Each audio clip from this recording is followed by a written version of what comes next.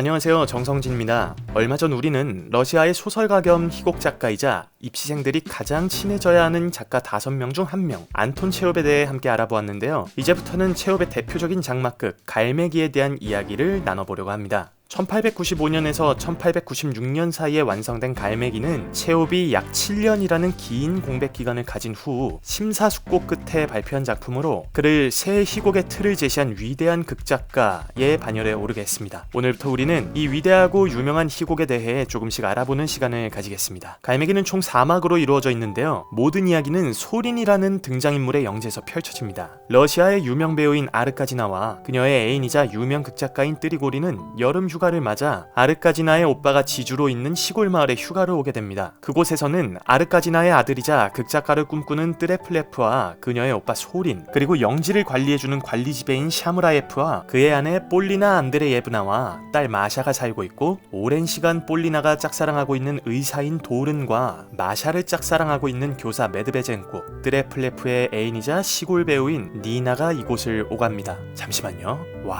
등장인물들의 이름이 어려워서 작품에 대해서 거리감을 두게 되실 수 있는데요. 이럴 때는 메모장에 적으셔도 좋고요. 계속해서 반복적으로 이들의 관계성과 이름을 파악해두시는 작업을 꼭 해주시면 좋습니다. 1막에서는 뜨레플레프가 아르카지나와 뜨리고린을 비롯한 사람들 앞에서 자신이 지필한 극을 상연하기 위해 꾸민 공간을 중심으로 이야기가 펼쳐집니다. 이곳에서 나누는 메드베젠코와 마샤의 대화를 통해 두 사람의 관계는 물론 마샤와 뜨레플레프의 관계, 뜨레플레프와 니나의 관계 등 주요 인물들의 관계성을 예측할 수 있습니다. 관계성을 예측하고 서로 간의 감정선을 파악할 수 있는 교통정리가 되는 구간이므로 꼭 체크하시면서 익혀주세요. 공연의 막이 올라가기 직전 뜨레플레프는 아직 오지 않은 자신의 연인이자 출연 배우인 니나를 기다리며 삼촌 소린과 대화를 나누고 있습니다. 그 대화 속에서 우리는 뜨레플레프와 아르카지나의 해소되지 않은 갈등을 엿볼 수 있고, 뜨레플레프가 가진 이상과 그가 느끼는 현실의 자신에 대한 이야기를 통해 그의 내면의 갈등 또한 우리는 알 수 있죠. 곧이어 니나가 도착하고 우리는 그녀가 뜨레플레프와 소린에게 털어놓는 이야기로부터 니나의 아버지와 새어머니는 그녀가 배우가 되려는 것에 대해 심한 반대를 하고 계시다는 것과 그녀는 그들의 눈을 피해 힘겹게 이곳에 왔다는 것을 알 수 있습니다. 또한 그녀는 지금 이곳에 와 있는 유명한 극작가인 뜨리고린을 굉장히 동경하고 있다는 것도 파악할 수 있죠.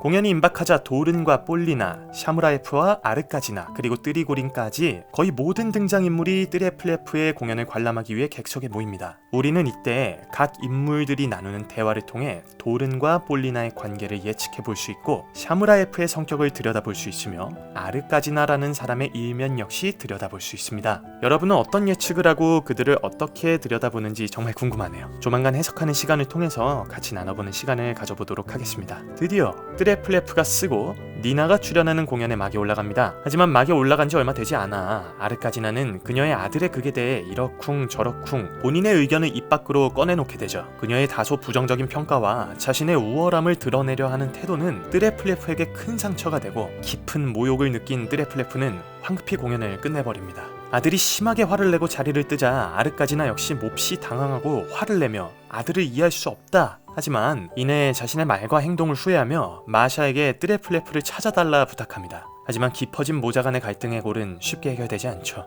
비록 시작하자마자 끝나긴 했지만 공연에 배우로 출연했던 니나는 객석으로 나와 아르카지나와 자신의 동경의 대상이었던 뜨리고린과 처음 만나게 됩니다. 그녀는 떨리는 마음으로 당대 유명인들과 인사를 나눈 후 본인의 아버지에게 들키지 않기 위해 서둘러 집으로 돌아가고, 이후 엄마에게 상처받은 뜨레플레프와 그를 위로하고자 하는 도른의 대화가 이어집니다. 우리는 이 대화를 통해 뜨레플레프가 가진 상처와 그가 가지고 있는 이상에 한 걸음 더 가까이 다가갈 수 있죠. 뜨레플레프를 찾기 위해 여기저기 살피던 마샤는 드디어 도른과 대화를 하고 있는 그를 찾았습니다. 아르카지나의 부탁으로 명분을 삼았지만 그가 너무 걱정되어 가만히 있을 수 없었겠죠. 하지만 뜨레플레프는 마샤를 본 척도 하지 않고 니나를 쫓아 자리를 뜹니다.